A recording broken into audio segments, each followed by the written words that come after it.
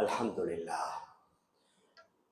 لله نحمده ونستعينه ونستغفره ونؤمن به ونتوكل عليه ونعوذ بالله من شرور أنفسنا ومن سيئات أعمالنا من يهده الله فلا مضل له ومن يضلله فلا هادي له وأشهد أن لا إله إلا الله وحده لا شريك له وأشهد أن سيدنا ونبينا ومولانا محمدا عبده ورسوله صلى الله على سيدنا محمد وعلى آله وأصحابه وسلم تسليما كثيرا فقد قال الله سبحانه وتعالى في محكمه التنزيل والفرقان المجيد بعد أعوذ بالله من الشيطان الرجيم بسم الله الرحمن الرحيم ولقد آتينا داود وسليمان علما وقال الحمد لله الذي فضلنا على كثير من عباده المؤمنين وقال النبي عليه الصلاة والسلام يوزن يوم القيامة مداد العلماء بدم الشهداء صدق رسول الله صلى الله عليه وسلم. அளவற்ற அருளாளனும் நிகரற்ற அன்புடையவனுமாகிய எல்லாம் வல்ல அல்லாஹு சுப்ஹானஹு வ தஆலா அவனுக்கே அனைத்து புகழும் உரித்தாக்குக.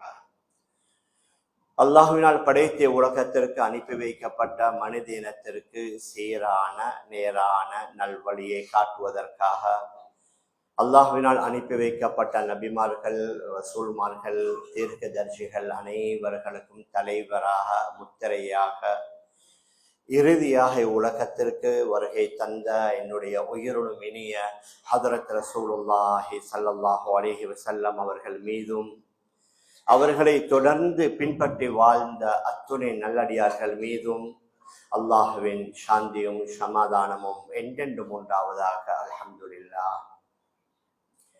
கணியத்திற்குரிய பெரியார்களே, அன்பிற்குரிய கனவான்களே, சகோதரர்களே, உலகத்திலே வாழக்கூடிய மனிதர்களுக்கு இரண்டு வகையான பிரச்சனைகள் அல்லது கேள்விகள் அடிக்கடி ஏற்பட்டு கொண்டே இருக்கின்றன. ஒரு பிரச்சனைக்குரிய தீர்வை உடனடியாக காண வேண்டும். அது தன்னுடைய உடல் ரீதியான அல்லது பொருள் ரீதியான அல்லது குடும்பம் ரீதியான இன்னொரு பல பிரச்சனைகள்.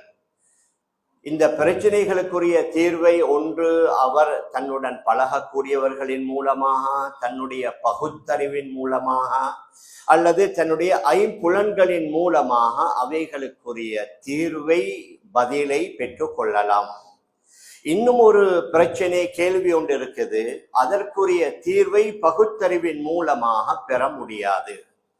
அதற்குரிய தீர்வை நம்முடைய ஐம்புலன்களால விளங்க முடியாது.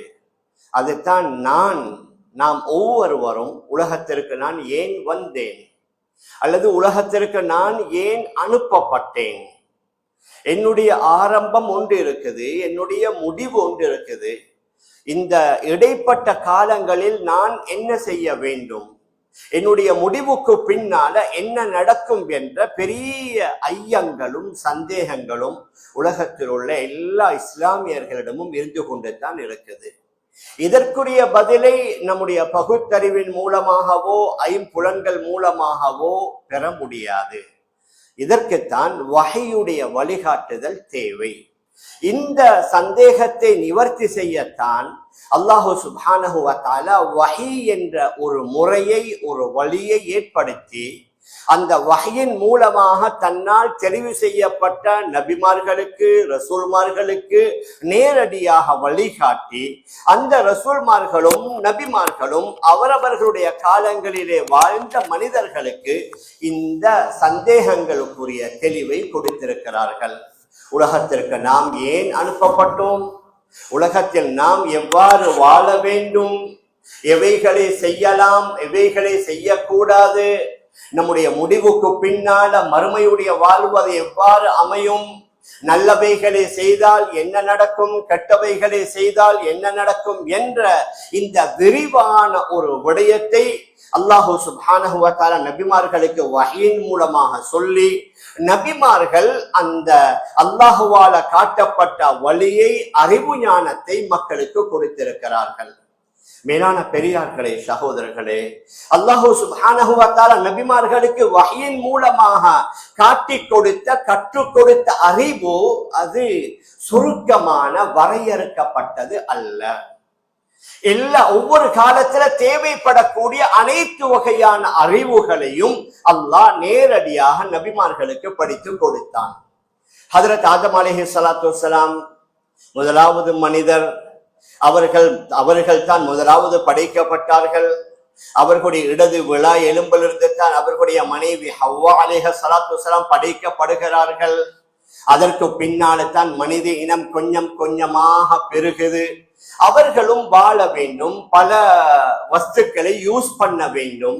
முதலாவது அவர்கள் உலகத்திற்கு வந்ததனால எந்த பொருளுடைய என்ன பெயர் என்று அவர்களுக்கு தெரியாது.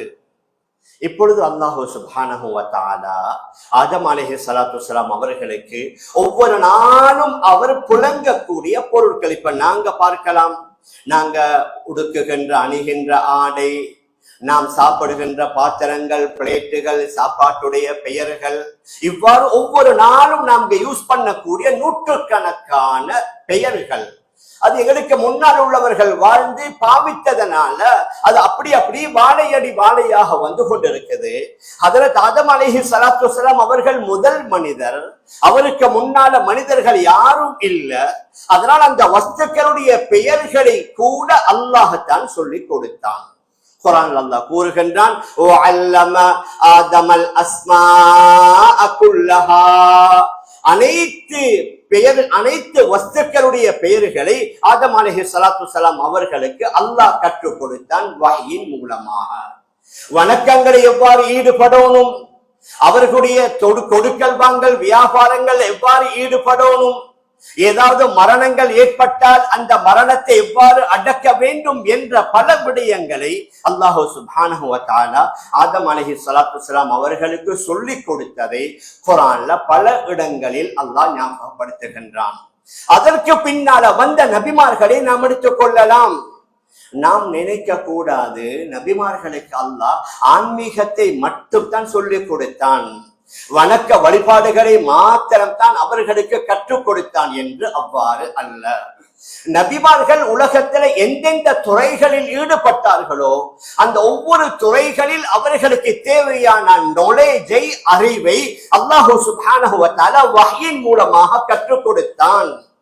ஹஜ்ரத் ரசூலுல்லாஹி ஸல்லல்லாஹு அலைஹி வஸல்லம் அவர்களை பற்றி நாம் என்ன சொல்வோம்? உம்மி நபி, எழுத வாசிக்க தெரியாத நபி.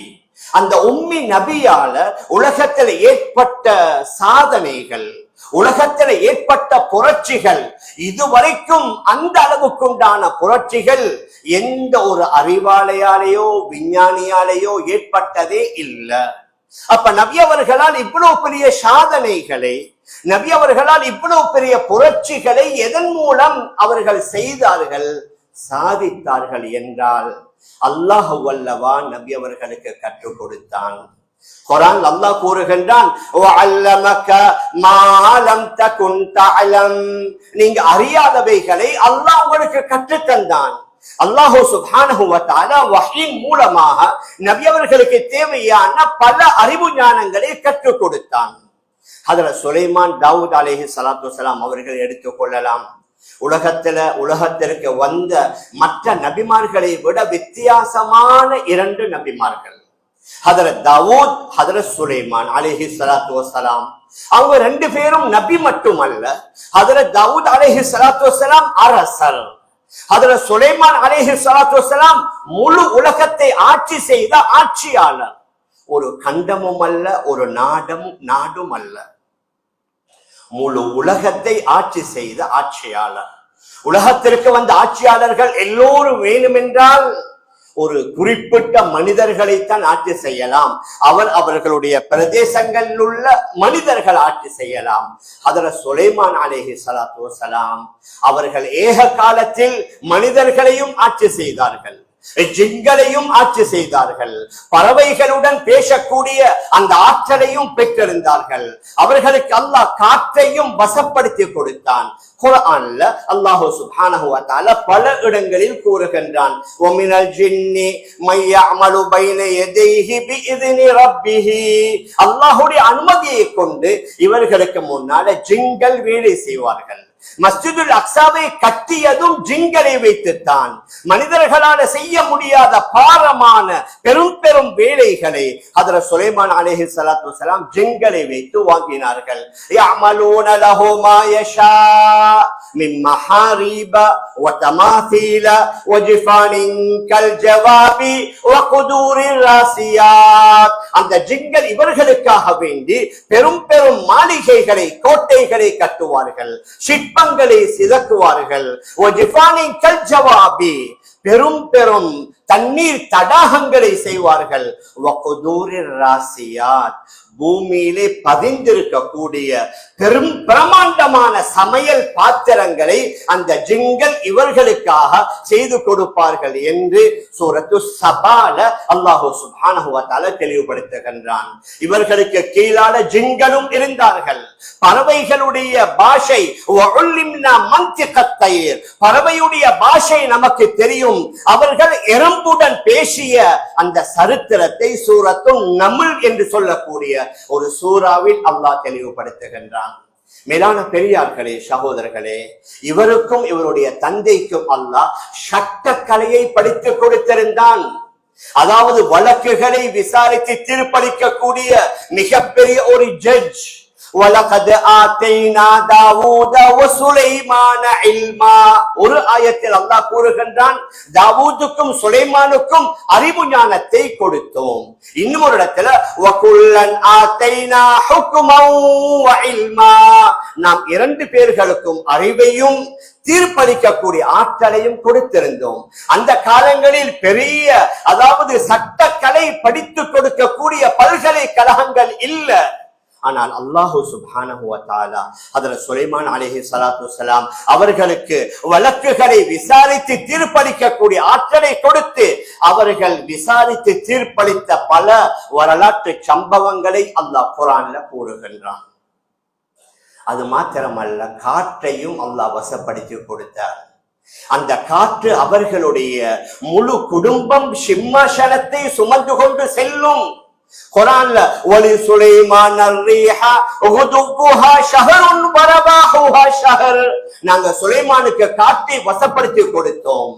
அவர் ஒரு நாள் காலை பொழுதுல அந்த காற்று ஒரு மாதம் நடக்கக்கூடிய, பிரயாணம் செய்யக்கூடிய தூரத்தை அந்த காற்று சுமந்து கொண்டு செல்லும் என்று அல்லாஹ் கூறுகின்றான். ஒரு மாலை பொழுதில் ஒரு மாதம் நடக்கக்கூடிய தூரத்தை அந்த காற்று கடந்து விடும். இதனுடைய தஃசீர்கள் எழுதுகின்றார்கள். ஹஜ்ரத் சுலைமான் அலைஹிஸ்ஸலாத்து வஸ்ஸலாம் அவர்கள் பலஸ்தீனத்தில் இருப்பார்கள். காலையில பிரயாணத்தை ஆரம்பித்தா மதியம் பகல் நேரம் ஈரானில் உள்ள இஸ்தஹரி என்ற அந்த சிட்டியை அடைவார்கள். கிட்டத்தட்ட 2000 கிலோமீட்டர். மீண்டும் பகலில் அவர்கள் பிரயாணத்தை ஆரம்பிப்பார்கள். அங்கிருந்து ஆப்கானிஸ்தானுடைய காபூலை மாலையில் அடைந்து விடுவார்கள். அந்த தூரம் சுமார் 2000 கிலோமீட்டர். விமானத்துல பிரயாணம் செய்யக்கூடிய நிறைய பேர் இருக்கிறீங்க. கொழும்புல இருந்து பொம்பையோ டெல்லியோ போறாண்டா சுமார் ஒரு 2.5 மணி நேரம் 3 மணி நேரம், அதுவும் சுமார் 2000 கிலோமீட்டருக்கு உள்ள. விமானத்துடைய வேகம் சுமார் 900 கிலோமீட்டர் அல்லது 1000 கிலோமீட்டருடைய வேகத்துல போகுது. கொஞ்சம் யோசிங்க, அவர்களை காற்று இந்த 2000 கிலோமீட்டரை ஒரு 4-5 மணி நேரத்துல சுமந்து கொண்டு சென்றது என்று சொன்னால் அந்த வேகம் எப்படி இருக்கும்? அவர்கள் போற நேரத்துல வஹுஷரல் சுலைமான ஜுனூதுஹு மினல் ஜின்னி வல் இன்சி வத் தைரி ஃபஹும் யூஸஊன். அவர்களுக்காக வேண்டி மனிதர்களுடைய படை, ஜின்களுடைய படை, பறவைகளுடைய படை ஒன்று திரட்டப்படும். உலகத்துல எங்கேயும் இதுவரைக்கும் நாங்க பார்த்ததும் இல்ல, பார்க்கவும் முடியாது. மனித படையை, குதிரை படையை வேண்டும் என்றால் பார்க்கலாம்.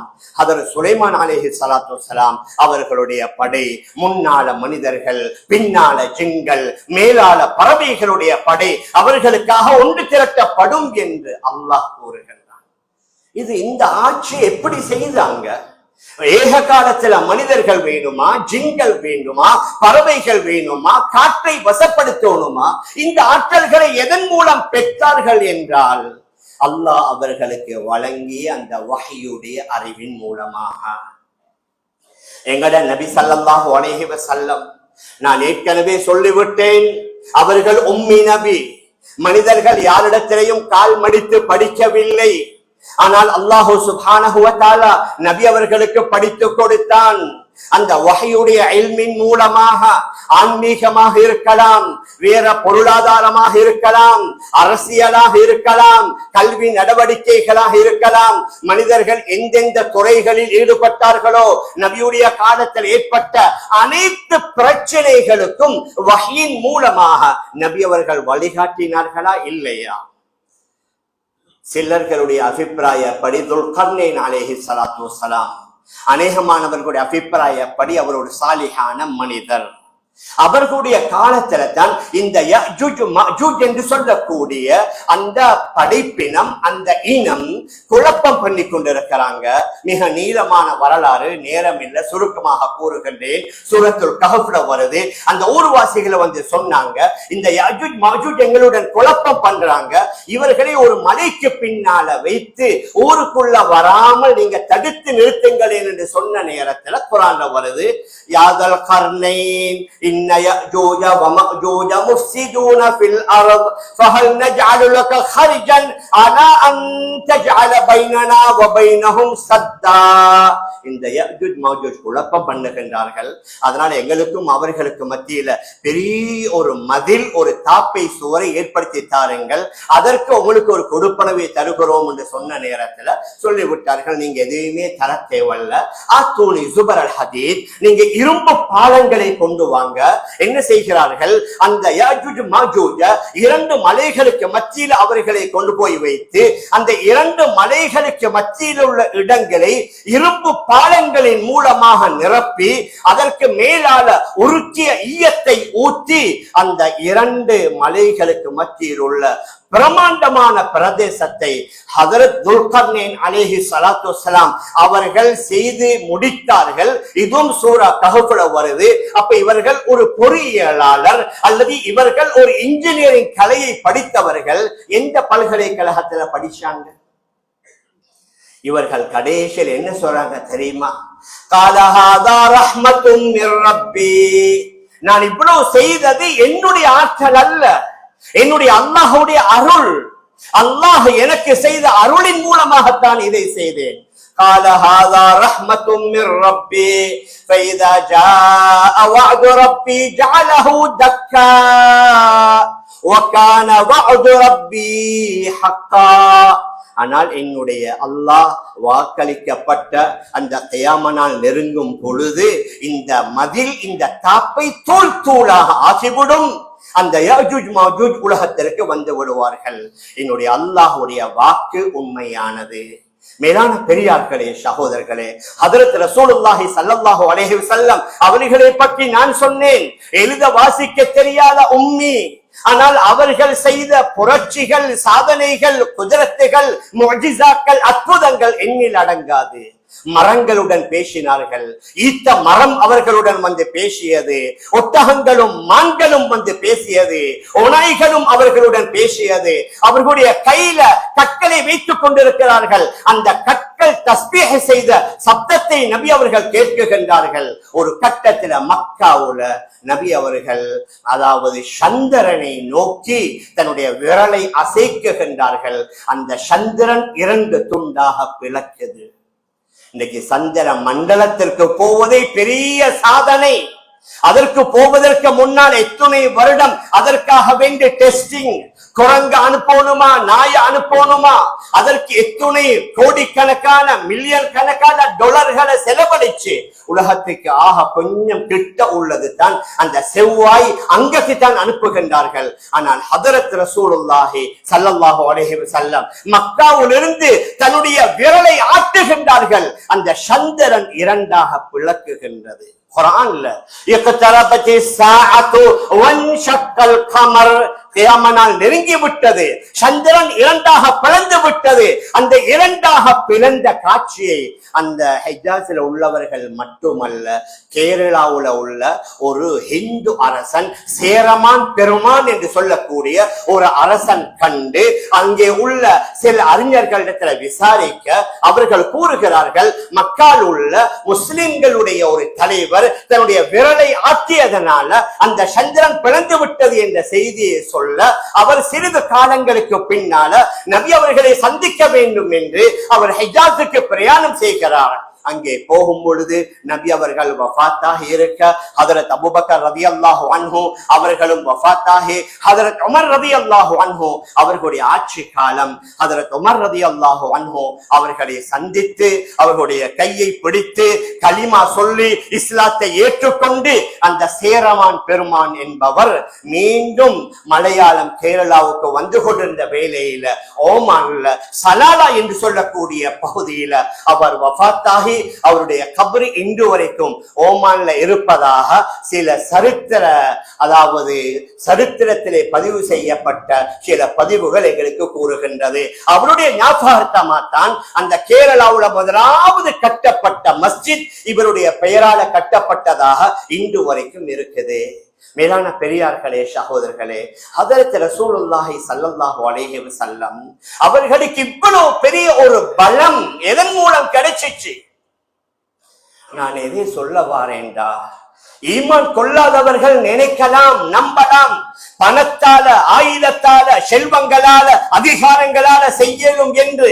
ஆனால் அல்லாஹு சுப்ஹானஹு வ தஆலா தன்னுடைய நபிமார்கள் பணமும் இல்ல, செல்வமும் இல்ல, ஆற்றல்களும் இல்ல, அந்த ஆன்மீக பலத்தின் மூலமாக எவ்வாறான அற்புதங்களை, குதிரத்துகளை, சக்திகளை அல்லாஹ் வெளியாக்கி இருக்கின்றான்.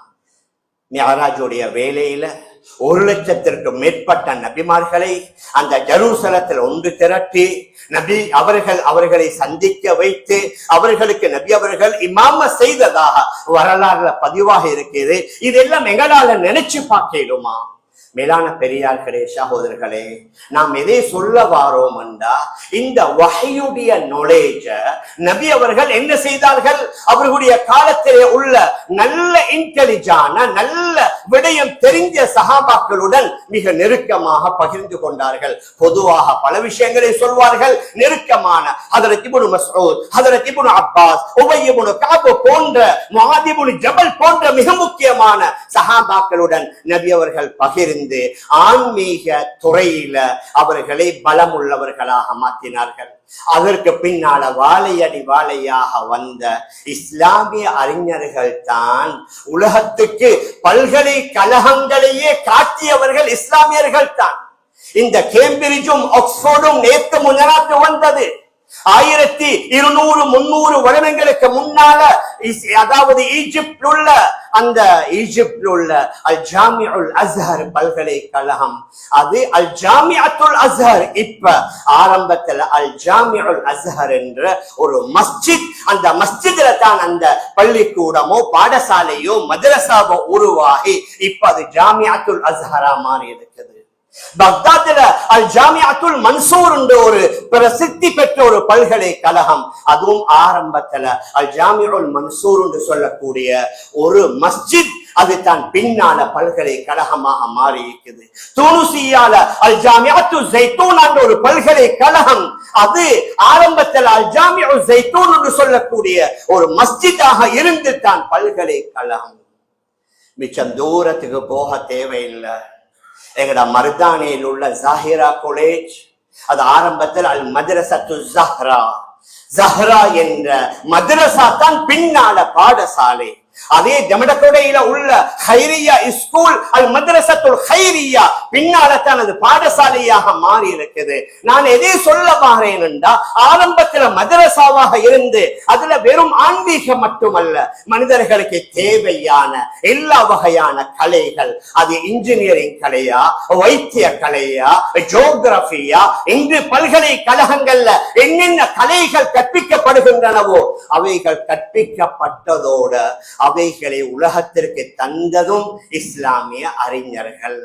வைத்தியத்துறை அல்லாமா இப்னு சீனா ரஹ்மத்துல்லாஹி அலைஹி, மேத்தமெட்டிக்ஸ் முஹம்மது இப்னு மூசா ஹவாரிஸ்மி ரஹ்மத்துல்லாஹி அலைஹி, அதே மாதிரி ஜாபிர் இப்னு ஹையான் என்று சொல்லக்கூடியவர்கள், அதே மாதிரி இன்னும் பல அறிஞர்கள், அவர்கள் தான் பல்கலைக்கழகங்களில் உள்ள அனைத்து கலைகளை உலகத்திற்கு தந்தவர்கள் இஸ்லாமிய அறிஞர்கள் என்றால் மிகையாகாது. அவர்களால் எப்படி முடிந்தது என்று சொன்னா, உண்மையில இந்த குர்ஆன் ஹதீஸுடைய இந்த நொலேஜுடைய வெளிச்சம், இந்த குர்ஆன் ஹதீஸுடைய இந்த நொலேஜுடைய அற்புதம், இதன் மூலம் தான் அவர்களால முடிந்தது. உலகத்திற்கே பல்கலைக்கழகங்களை அறிமுகம் செய்தவர்கள், உலகத்திற்கே பல்கலைக்கழகங்களிலே உள்ள அந்த கற்பிக்கப்படக்கூடிய கலைகளை தந்தவர்கள் இஸ்லாமியர்கள். மேலான பெரியார்களே, சகோதரர்களே, அதுல வந்தது தான் இப்போதும் நம்முடைய நாட்டிலே உள்ள அரபி மதரசாக்கள். நான் எதை சொல்ல வாரேன்றா, சமீப காலமாக நம்முடைய இஸ்லாமிய சிலர்கள் எப்ப பார்த்தாலும் அவர்களுக்கு அரபி மதரசாக்களின் மீது ஒரு கண். இலங்கையில அரபி மதரசாக்கள் கூடிருச்சு, இந்த அளவுக்கு தேவையில்லை, இதை குறைக்கணும். மேலான பெரியார்களே, சகோதரர்களே, பாடசாலைகள் பல்கலைக்கழகங்கள் உள்ள கல்விகளுக்கு நாங்கள் எதிரானவர்கள் அல்ல. ஆனால் அங்கே கற்பிக்கப்படக்கூடிய கல்வி என்ன? அது மத சார்பற்ற சட்டவாத கல்வி, பணத்தை மையமாக வைத்து கற்பிக்கப்படக்கூடிய கல்வி. உண்மையில கல்வி அது ஹிதுமத் வரணும், சமூகத்துக்கு சேவை செய்யணும், சமூகத்துக்கு நல்ல வேலைகளை செய்யணும். அது தான் கல்வியுடைய மிக முக்கியமான நோக்கம். ஆனால் என்னை விட நீங்க தெரிஞ்சிருப்பீங்க, ஏ லெவல் முடிச்ச உடனே யாராவது ஒரு துறையை தெரிவு செய்யறாருண்டா எதால கூடுதலாக இன்கம் வரும், எதால கூடுதலாக சம்பாதிக்கலாம், எதால கூடுதலா பணத்தை எடுக்கலாம். மிக குறைவானவர்கள் தான் நான் சமூகத்துக்கு சேவை செய்யணும், நான் ஃப்ரீயா நோயாளிகளுக்கு வைத்தியம் செய்யணும், ஒரு ஊரில் உள்ள மக்கள் எல்லாம் சேர்ந்து எங்க ஊருக்கு ஒரு டாக்டரை உருவாக்கணும். பிழையே இல்லை. ஆனா டாக்டர் உருவானதற்கு பின்னால அவர் ஊருக்கு சேவை செய்கிறாரா, அல்லது மாதத்துல ஒரு நாளாவது ஃப்ரீயா நான் இன்றைக்கு வரக்கூடிய பேஷண்ட ஃப்ரீயா வைத்தியம் செய்வேன் என்று இருக்கிறாங்களாண்டா? சில வேற 100 2 இருக்கலாம். நாங்க படிப்பிக்கிறோம் சட்டக்கலை. எங்கட சமூகத்துல எவ்வளவு கஷ்டப்பட்டவர்கள், அநியாயமாக பாதிக்கப்பட்டவர்கள் இருக்கிறாங்க. அவர்களுடைய உண்மையில அவர்களுடைய ரைட்ஸ நான் அதாவது ஃப்ரீயா வாதிட்டு நான் எடுத்துக் கொடுப்பேன் என்று எத்தனை லோயர்கள் முன்னால வாராங்க.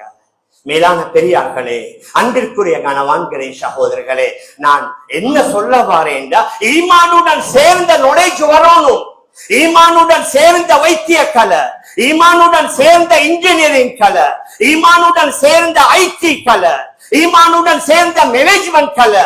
இவைகள் ஈமானுடன் வந்தால் தான் அந்த கலையில் இருந்து கொண்டு இஸ்லாத்தையும் பாதுகாத்துக் கொண்டு முறைப்படி நேர்மையான முறையில அவரால் செயல்படலாம். அப்படி இல்லாவிட்டால் இன்றைக்கு உலகத்துல பாருங்க, இந்த வல்லரசு நாடுகள் அவர்கள்ட்ட நாலேஜ் இல்லையா, அவர்கள்ட்ட டிகிரி இல்லையா, மாஸ்டர்ஸ் PhD இல்லையா, இவ்வளவு பெரிய பட்டம் பதவிகளை வைத்து அவர்களுடைய அந்த அதாவது அவர்களுடைய விஞ்ஞான ஆராய்ச்சிகளை வைத்து என்ன செய்யறாங்க?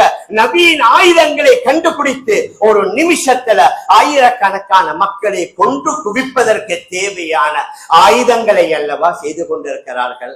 கடந்த 2 வருடமாக பிலஸ்தீனத்தில் 65,000க்கும் மேற்பட்ட அப்பாவி மக்கள் கொலை செய்யப்பட்டார்கள். எந்த உலகத்தில் ஆக பிரசித்தி பெற்ற எத்தனையோ அதாவது மெடல் கிடைத்தவர்கள் இருக்கிறாங்க. அவர்கள் வந்து பேசினாங்களா? நீங்க இப்படி அநியாயம் செய்யாதீங்க, இவங்க அப்பாவி, இவங்க பாவம். சாதாரணமான பொதுமக்கள் பேசுறாங்க. அல்லாஹ்வுடைய பயம், ஆகிராவுடைய சிந்தனை இல்லாமல் கல்வி கற்கப்பட்டால் சில வேளை அவர்கள் நாஸ்திகர்களாக மாறுவாங்க. எங்களோட நாட்டிலே உள்ள சில பல்கலைக்கழகங்களிலே உள்ள சில இஸ்லாமிய ஆண்களும் பெண்களும் தான் எங்களுக்கு விரோதம். அவர்கள் தான் சொல்றாங்க மாற்றம் தேவையில்லை, எங்களுக்கு 4 சுவருக்கு மத்தியில எங்களை இறுக்கி வைக்காதீங்க பெண்கள், எங்களுக்கும் ஃப்ரீடம் தேவை, எங்களுக்கும் சுதந்திரம் தேவை, நாங்களும் ஆண்களை மாதிரி நடமாடணும். இது ஐயாமுல் ஜாஹிலியா, அங்க அப்படித்தான் இருந்துச்சு, எப்படியும் வாழலாம். அதை இப்ப ஃப்ரீடம் என்ற பெயரால மாற்றப்பட்டிருக்குது. மேலான பெரியார்களே, அன்பிற்குரிய கனவான்களே, சகோதரர்களே, எங்களுடைய நாட்டிலே வாழ்ந்த மூதாதையர்கள் அல்ஹம்துலில்லாஹ் அவர்களுக்கு அல்லாஹ் அருள் செய்யணும். ஒரு 40 வருடங்களுக்கு முன்னால எங்களுடைய நாட்டுல ஹாஃபிதுமார்கள் இல்ல, இந்தியாவிலிருந்து காயல் பண்டிடத்திலிருந்து வேறு 10 ஊர்கள் இருந்து வந்து எங்களுடைய நாட்டுல தொழுவிச்சாங்க. இப்ப நாங்க போற எல்லா மஸ்ஜிதுகள்லையும் மிக இனிமையான முறையில தராவிஹ் தொழுவிக்கிறாங்க, கியாமுல் தொழுவிக்கிறாங்க. இன்னொரு பல மாற்றங்கள் எங்களுடைய சமூகத்துல ஆன்மீக அடிப்படையில வந்திருக்குது. இதற்கு எது என்ற இந்த மதரசா தான் காரணம்.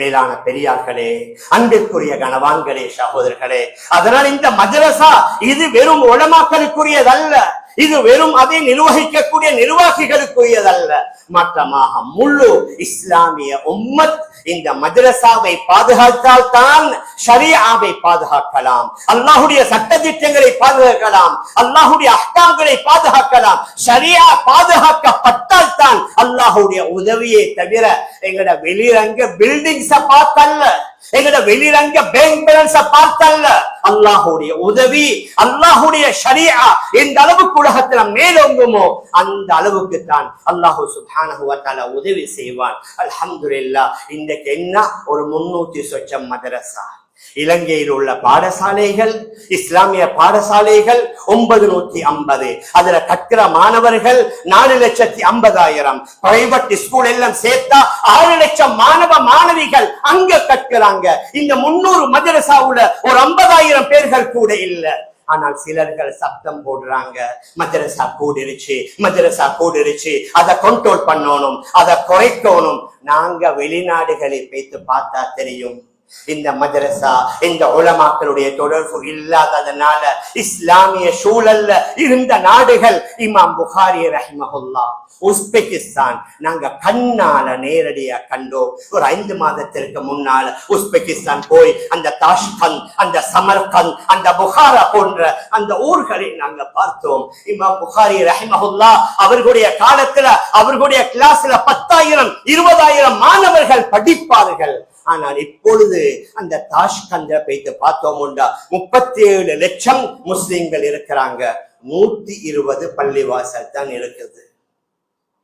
நாங்க 20 லட்சத்துக்கு 3000 பள்ளி, அங்க 37 லட்சத்துக்கு 120 மஸ்ஜித். வெள்ளிக்கிழமை ஜும்மாவுக்கு போவதற்கும் அரசாங்க அலுவலகங்கள்ல லீவு இல்ல. ஒரு இஸ்லாமிய ஆண் தாடி வைத்து ஐடென்டி எடுக்க இயலாது, ஒரு இஸ்லாமிய பெண் தலையை மறைத்து அவ ஐடென்டி கார்டு எடுக்க இயலாது. அங்குள்ள சில ரெஸ்டாரண்ட்டுகள்ல சர்வசாதாரணமாக சாஃப்ட் ட்ரிங்க்ஸ் மாதிரி விஸ்கி, பியர், ஆல்கஹால் பரிமாறி கொண்டிருக்கிறாங்க. இந்த நாடு இன்னும் சில வருஷங்களுக்கு முன்னால மங்கோலியாவுக்கு போனோம். அங்க பார்த்தோம்டா மங்கோலியாவுடைய தலைநகரம் உலன்பத்தார் 25,000க்கு மேற்பட்ட இஸ்லாமியர்கள் வாழ்வதாக கூறுகிறார்கள். ஒரே ஒரு மஸ்ஜிது கூட இல்ல. மஸ்ஜித் இல்லாட்டி யோசிங்க, ஒரு ஜும்மா உண்டிக்குமா, ஒரு அசான் உண்டிக்குமா, ஒரு தராவீஹ் உண்டிக்குமா, ஒரு பெருநாள் தொழுகை இருக்குமா? ஒரு இஸ்லாமிய வீட்டுக்கு நாங்க போனோம். அந்த வீட்டுல ஒரு வயோதிப பெண்மணித்தான் இருந்தா. அந்த பெண்மணித்தான் வந்து பேசினா, உங்களோட மகன் மகள் எல்லாம் எங்க? அவங்க எல்லாம் கிறிஸ்தவர்களா மாறிட்டாங்க, நான் மட்டும் இருக்கிறேன், நான் மட்டும் தொழுது கொள்கின்றேன், நோன்பு எப்ப வருதுன்னு கூட எனக்கு தெரியாதுன்னு அந்த தாய் கூறுகிறார். ஏன் உழைப்பு நடக்கல, முயற்சி நடக்கல? சில விரோதிகள் உலமாக்களுக்கும் பொதுமக்களுக்கும் உள்ளான தொடர்பை இல்லாமலாக்கினார்கள். அதனால உலமாக்கள் அவர்கள் ஒதுக்கப்பட்டார்கள், அவர்கள் ஹக்கை சொல்ல முடியாமல் ஆக்கப்பட்டார்கள். அந்த மங்கோலியாவுடைய, உஸ்பெகிஸ்தானுடைய, அதே மாதிரி ஸ்பெயினுடைய நிலைமைகளை இன்னும் சொல்லலாம், நேரம் இல்ல. மேலான பெரியார்களே, அன்பிற்குரிய கணவான்களே, சகோதரர்களே, அதனால எங்களோட நாட்டில் உள்ள ஆகப்பெரிய சொத்து தான் இந்த அரபி மதரசாக்கள். நீங்க உதவி செய்யாவிட்டாலும் பரவாயில்லை, இதற்கு உபத்திரமா பேசாதீங்க என்ற சில நேரங்களில் சிலர்கள் பேசுவாங்க. வேண்டியதுக்கு வாங்க, இந்த மதரசாக்கு மட்டும் எங்கள்கிட்ட வராதீங்க. அப்ப ஷரியாவுக்கு உதவி செய்யலா, தீனுக்கு உதவி செய்யலா என்பதைத்தான் அவர் மறைமுகமாக கூறுகின்றார். நான் எல்லாம் 100க்கு 100 சரியா நடக்குது என்று சொல்ல வரல. சில மதரசாக்கள் முன்ன பின்ன இருக்குது, உஸ்தாத்மார்கள் முன்ன பின்ன இருப்பார்கள், மாணவர்கள் தவறாக நடந்து கொள்வார்கள். ஏன் யூனிவர்சிட்டியில நடக்கிற ரெகிங்க விட மோசமா நடக்குதா? யூனிவர்சிட்டியில் இல்லாத பாதகங்களா? அங்கிருக்கிற ரெகிங்ஸா? அந்த பல்கலைக்கழக மாணவர்கள் செய்யாத அநியாயங்களா, அட்டூழியங்களா? அந்த அளவுக்கு அரபி மதரசாக்கள் எங்க நடக்குது? காலையில தஹஜ்ஜுதுக்கு எழும்புறாங்க, இரவு வரைக்கும் அவர்களுடைய குர்ஆனுடைய ஹதீஸ்ல ஃபிக்ஹ்ல ஈடுபடுறாங்க. மொபைல் கூட பாவிக்கல. இந்த வயசுல மொபைல் போன் இல்லாம சில யங்ஸ்டர் சூசைட் பண்ணிடுவாங்க. அந்த அளவுக்கு மொபைல் போனுக்கு எடிக்ட் ஆகிக்கிறாங்க. ஆனால் மதரசாக்கள்ல மொபைல் போன் பாவிக்க கூடாது என்று அழகான தர்பியா, அழகான பணிவு, அழகான ஒழுக்கம் அல்லவா கற்பிக்கப்படுகின்றது. இஸ்லாத்துல அறிவை விட முக்கியம் அதப ஒழுக்கம். நபி அவர்களே சொல்வார்கள், அத்தபனி ரப்பி அதபன் ஹசனா, என்னுடைய அல்லாஹ் எனக்கு அழகான ஒழுக்கத்தை கற்று தந்தான். இன்று மதரசாக்கள்ல முழுக்க முழுக்க கல்வியோடு சேர்த்து இஸ்லாமிய ஒழுக்கம் கற்பிக்கப்படுகின்றது. அந்த மாணவர்களுக்குள்ள பணிவு, அந்த மாணவர்களுக்குள்ள தன்மை, அந்த மாணவர்கள் நடக்கிற முறையை கொஞ்சம் பார்த்தாலே உங்களால விளங்கிக் கொள்ளலாம். மேலான பெரியார்களே, அன்பிற்குரிய கணவான்களே, சகோதரர்களே, அதனால மதரசாவும் அந்த மதரசாவுல ஓதி கொடுக்கக்கூடிய உலமாக்களும் அங்கே ஓதக்கூடிய மாணவர்களும் அவர்கள் பாதுகாக்கப்பட்டால் தான் ஷரியா பாதுகாக்கப்படும்.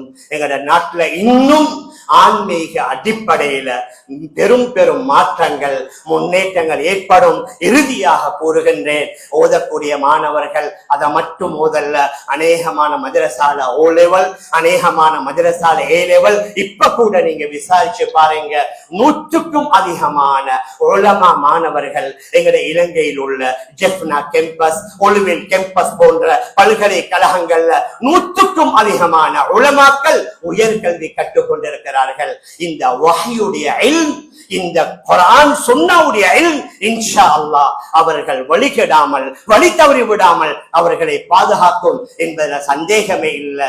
அதனால இதற்கு முக்கியத்துவம் கொடுக்கணும், நாங்க உதவிகளை செய்யணும். இதற்கு எங்களால முடியுமான அளவுக்கு உதவி அல்லது உபத்திரமாக இருந்து இவைகளை மூடுவதற்கு, இல்லாமலாக்குவதற்கு முயற்சி செய்தால் ஷரியாவை இல்லாமலாக்கிய குற்றத்திற்கு அவர் ஆளாக்கப்படுவார் என்பதை இந்த நேரத்துல நாங்க நினைவுல வைத்துக் கொள்ளோம். மேலான பெரியார்களே, அன்பிற்குரிய கணவான்களே, சகோதரர்களே, அல்லாஹுடைய தீனை, ஷரியாவை விரும்பக்கூடிய, அதை ஹயாத்தாக்கக்கூடிய, அதனுடைய அடிப்படையிலே வாழக்கூடிய நல்லவர்களாக எல்லாம் வல்ல அல்லாஹ் நம் அனைவர்களையும் ஆக்கி வைப்பானாக. ஆகவே அல்லாஹ் நம் எல்லோருடைய பாவங்களை மன்னிப்பாயாக. நம்முடைய பெற்றோர்கள், உற்றார்கள், உறவினர்கள், முழு உலகத்தில் உள்ள அனைத்து இஸ்லாமிய ஆண்கள் பெண்களுடைய பாவங்களை மன்னிப்பாயாக. விசேஷமாக யா அல்லாஹ் மத்திய கிழக்கிலே மிக பயங்கரமான ஒரு நிலைமை, போர்கள் ஏற்பட்டு கொண்டிருக்கிறது. யா அல்லாஹ் இந்த ரமதானுடைய மாதத்தில் அவைகள் சீக்கிரமாக இல்லாமலாகணும். யா அல்லாஹ் அங்கு அமைதி நிலவணும். யா அல்லாஹ் யார் யார் அநியாயமாக தன் கொலை செய்யப்பட்டார்களோ யா அல்லாஹ் அவர்களுக்கு நீ நல்ல முஸ்லிமாக இருந்தால் அவர்களுக்கு ஷஹாதத்துடைய பாக்கியத்தை கொடுப்பாயாக. விசேஷமாக நாட்டுடைய நிலைமையை சீராக்கி வைப்பாயாக. இந்த மாதத்தில் யார் யாரெல்லாம் மன்னித்தாயோ அவர்கள் நம்ம எல்லோரையும் சேர்த்துக் கொள்வாயாக. யார் யாரெல்லாம் நரகத்தை விட்டு விடுதலை செய்தாயோ அவர்கள் நம்ம எல்லோரையும் சேர்த்து நம்ம எல்லோருடைய முடிவை நல்ல முடிவாக ஆக்கி வைப்பாயாக. ஆமீன் ஆமீன் யா ரப்பல் ஆலமீன். பிரஹ்மத்க யா ரஹ்மர் ரஹீமீன். வல்ஹம்துலில்லாஹி ரப்பில் ஆலமீன்.